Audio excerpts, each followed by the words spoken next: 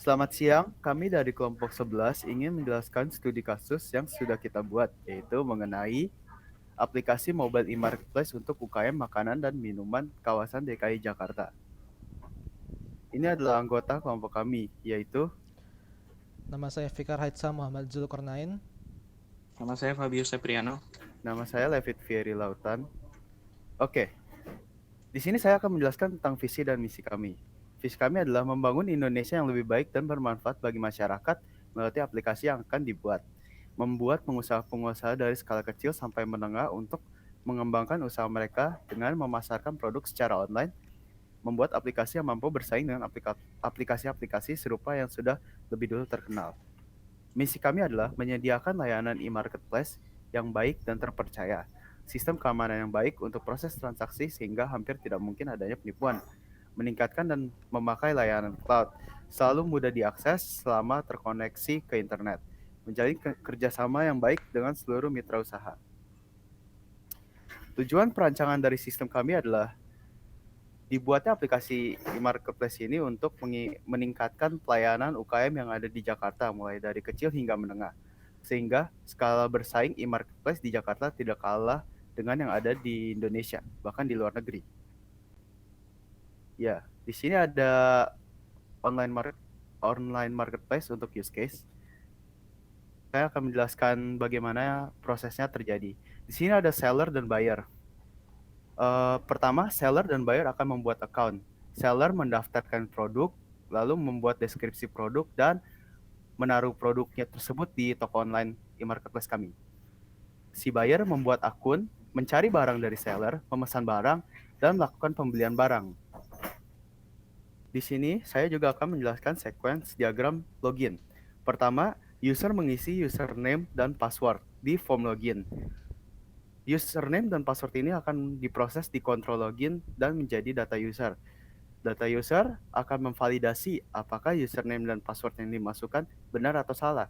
Jika username dan password salah, maka akan muncul bahwa username dan password salah pesan.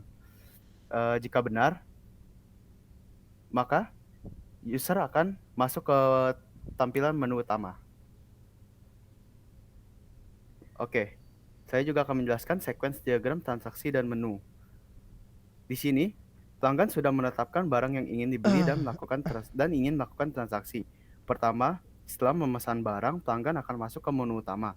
Lalu, pelanggan dapat memilih form transaksi yang ingin dilakukan.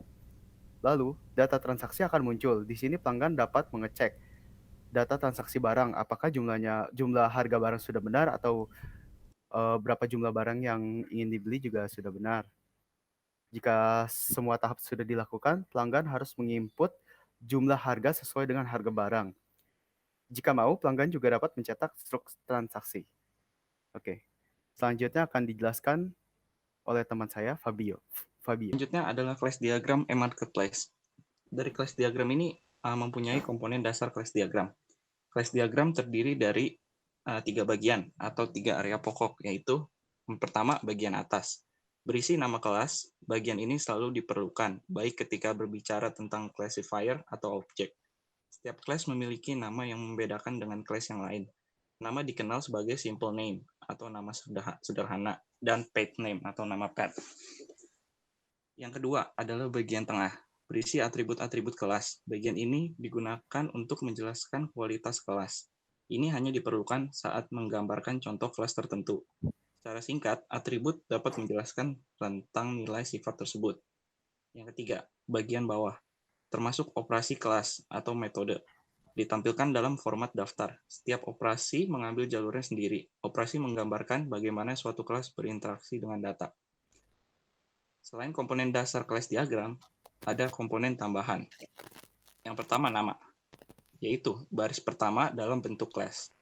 Yang kedua atribut, yaitu baris kedua dalam bentuk kelas. Setiap atribut kelas akan ditampilkan pada baris terpisah. Yang ketiga metode. Metode adalah baris ketiga dalam bentuk kelas, juga dikenal sebagai operasi. Metode atau operasi digambarkan ke dalam bentuk atau format daftar dengan setiap operasi pada barisnya sendiri. Yang keempat, sinyal. bisa diartikan sebagai simbol yang mewakili komunikasi asinkron satu arah antara objek yang aktif. Yang kelima, jenis data, klasifikasi yang menentukan nilai suatu data. Tipe data dapat memodelkan tipe primitif dan enumerasi. Yang keenam, paket, bentuk yang disusun yang berguna dalam mengatur pengklasifikasian di sini terkait dalam diagram. Paket dilambangkan dalam bentuk persegi panjang tab besar. Yang ketujuh, antarmuka. Mirip dengan kelas, bedanya jika kelas dapat memiliki instance dari jenisnya, sedangkan antarmuka harus mempunyai setidaknya suatu kelas untuk mengimplementasikannya. Antarmuka dapat pula diartikan sebagai sebuah kumpulan tanda tangan operasi. Yang kedelapan, pencacahan, yaitu merupakan bagian kelompok pengidentifikasi yang mewakili nilai-nilai pencacahan. Pencacahan disebut pula sebagai representasi tipe data yang ditentukan oleh pengguna. Yang kesembilan, objek. Sebagai tambahan ke class diagram untuk mewakili prototype atau contoh konkret. Yang ke-10, artefak. Elemen model yang mewakili entitas nyata dalam sistem perangkat lunak seperti dokumen, komponen perangkat lunak, basis data, atau file yang dapat dieksekusi.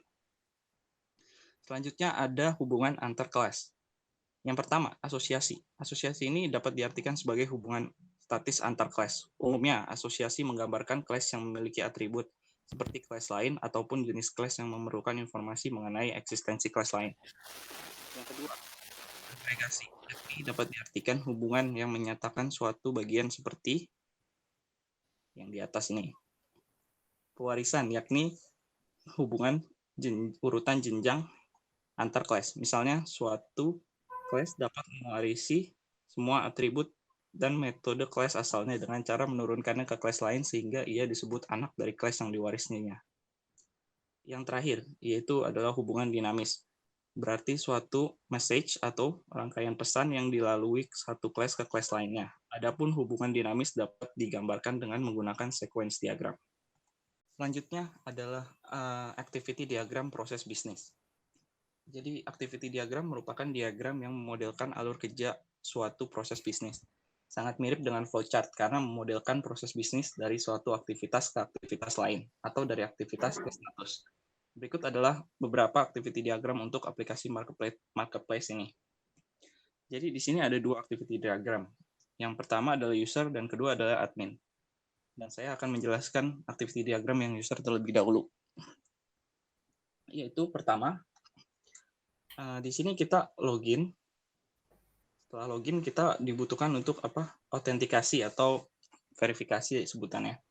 Apakah ID dan passwordnya benar? Kalau benar, kita akan lanjut ke tahap selanjutnya. Jika tidak, kita harus balik lagi ke tahap login.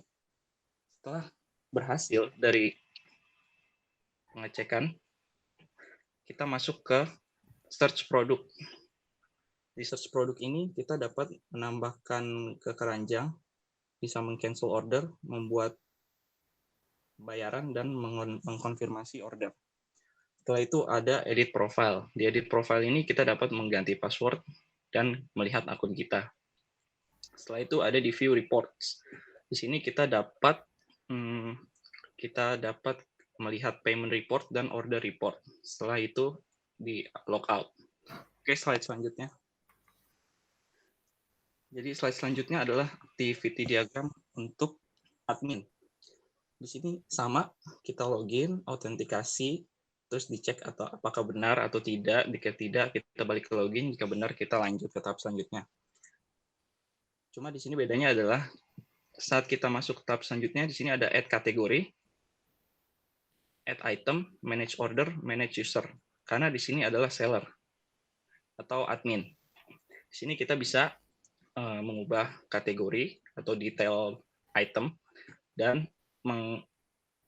mengganti harga atau kuantitasnya dan bisa mengkonfirm atau meng-cancel order dan bisa melihat apakah user ini aktif atau tidak aktif. Setelah itu logout. Oke, selanjutnya adalah yang akan dijelaskan oleh teman saya, Fikar. Selanjutnya, saya akan menjelaskan untuk tampilan UI. Yang pertama, pada halaman pertama pembukaan aplikasi terdapat halaman loading, yaitu halaman yang terdapat judul aplikasi. Selanjutnya ada halaman login dan register. Di sini user bisa login ke dalam aplikasi. Untuk user yang belum mempunyai akun, user bisa mendaftarkan diri dengan menekan tombol register now. Selanjutnya terdapat halaman utama dan pemesanan. Nah, di sini terdapat banyak fitur yang kami sajikan ke dalam aplikasi ini. Yang pertama ada favorit, yaitu user yang memfavoritkan makanan atau minuman yang telah mereka order. Selanjutnya ada promo, yaitu para penjual yang mempromosikan dagangan mereka. Lalu selanjutnya ada tren. Nah, tren ini terdapat makanan-makanan yang sedang tren di berbagai tempat di Jakarta. Nah, untuk halaman pemesanan terdapat lokasi, lalu rating, dan nama serta harga. Slide selanjutnya terdapat halaman chart dan checkout. Nah, di chart ini kita dapat memesan berbagai macam dan sebanyak apapun makanan. Lalu jika ingin membatalkan atau membuat favorit pada menu tersebut, user bisa slide ke kiri untuk menekan tombol yang terdapat di UI tersebut. Lalu halaman selanjutnya terdapat address. Nah, di sini halaman checkout order. Pada halaman ini terdapat map. Lalu halaman di sini terdapat driver yang mengantarkan pesanan user. Nah, selanjutnya terdapat halaman profile. Di sini terdapat nama kita, lalu saldo pembayaran, nomor telepon, dan alamat email. Jika ingin mengganti metode pembayaran, user bisa klik di account info, lalu memilih metode pembayaran. Lalu pada slide selanjutnya terdapat collaboration diagram register. Diagram ini merupakan ilustrasi dari relasi dan interaksi antar objek pada proses register atau pendaftaran, yang mengelompokkan message pada kumpulan diagram sequence. Lalu selanjutnya terdapat collaboration diagram login. Diagram ini merupakan ilustrasi dari relasi dan interaksi antara objek pada proses login yang mengelompokkan message pada kumpulan diagram sequence. Sekian dari kelompok kami, kurang lebihnya mohon maaf. Selamat siang.